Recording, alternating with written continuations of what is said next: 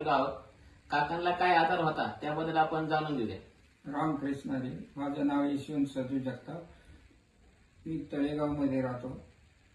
मला माझी शुगर 440 होती आणि त्यावेळेस मला माझ्या जोडीदारांनी सांगितलं की संतोष कचरे म्हणून एक आयुर्वेदिक औषध देतो, त्याचा नंबर घेतला आणि मी त्यांच्याशी संपर्क साधला.